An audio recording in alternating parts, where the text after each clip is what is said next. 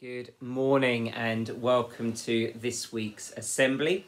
It's lovely to be here with you again as we look at our value of honesty once again. And I just wanted to start with a short book. This is a book which has come in as part of our request for new PSHE books for the programme that we're delivering across the school. And this one came in, The Jar of Happiness, by Ailsa Burrows. And here we go. Let's find all about the Jar of Happiness. You may have read this in class already. You may have seen it. Once there was a little girl called Meg who invented her own kind of happiness. Looks like she's got lots of ingredients there. It's like wandering into one of our early years classrooms. It tasted of chocolate ice cream, apple juice and sunshine. And it smelled of warm biscuits and the seaside. I wonder how many of you will be going to the seaside this summer. It was red, yellow and all of the other best colours. Meg took it everywhere with her. You can see she's got it in the bath. She's got it on her bike. Got a trusty cat with her. She took it to her friend Zoe, who was feeling a little glum. It cheered up Omar, who felt a bit poorly. Meg shared it with Leon too, though only when he was being nice to her.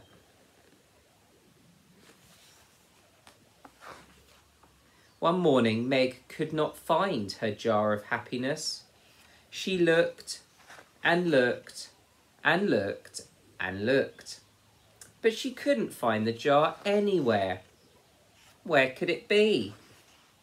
Meg visited Zoe, who showed her how to make happiness out of smiles.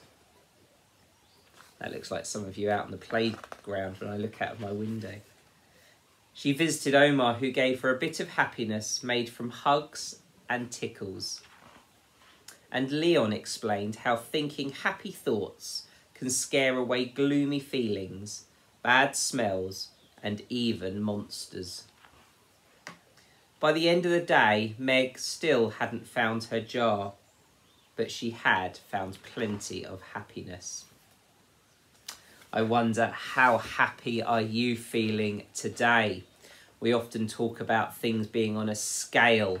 At one end, we might have the most extreme happiness in the world. I don't know what that looks, sounds or feels like for you, but I'm sure you can think of times when you've just felt so incredibly happy that you feel you could almost burst with happiness.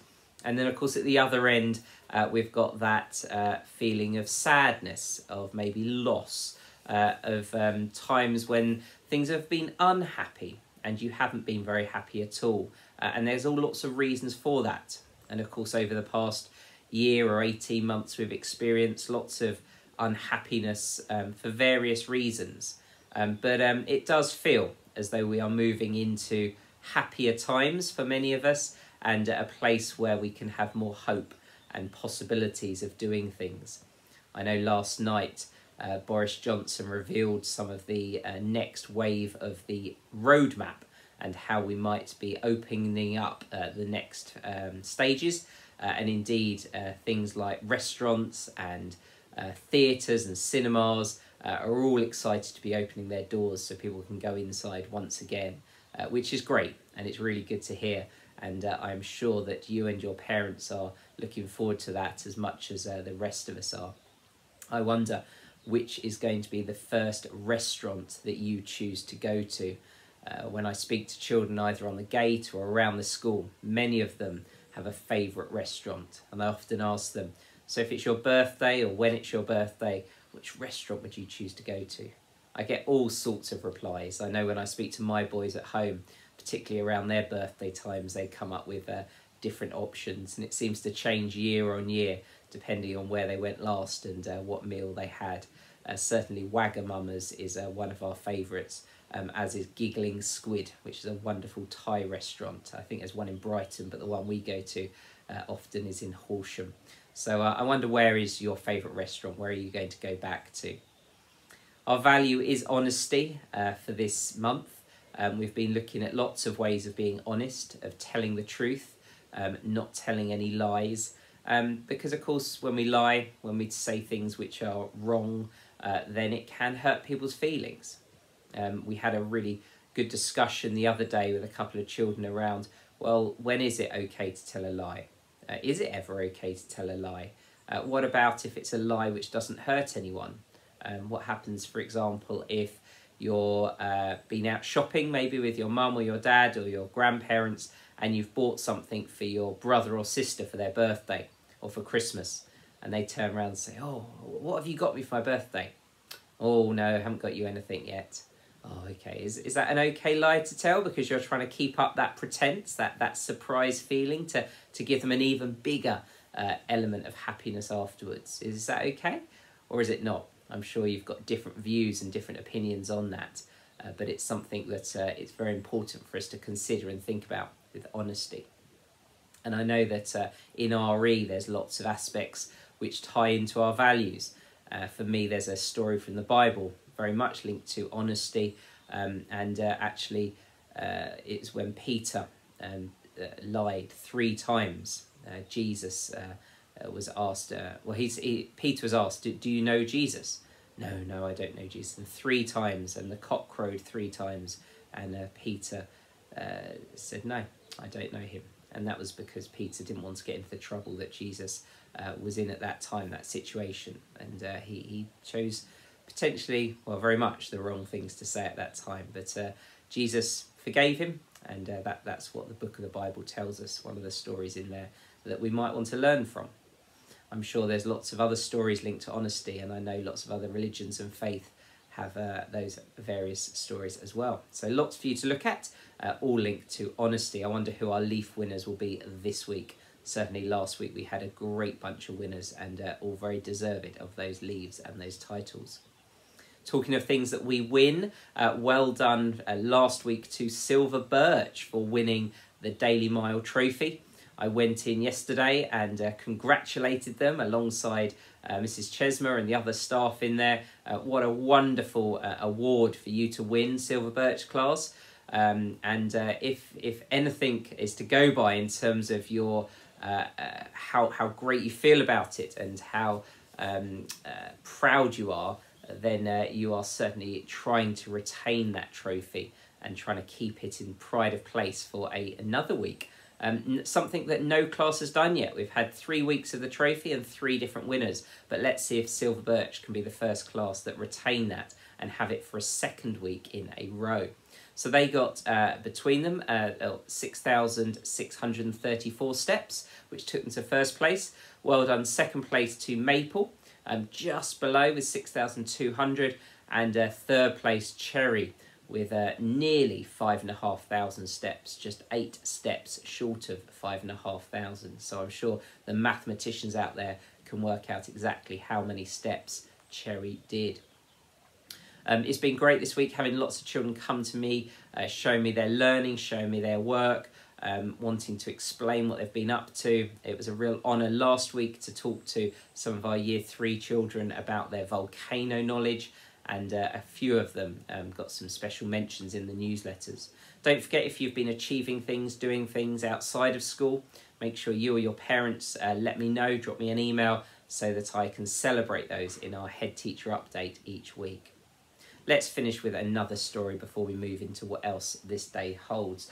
This one is something which we don't have for long in terms of where we are. This one is While We Can't Hug.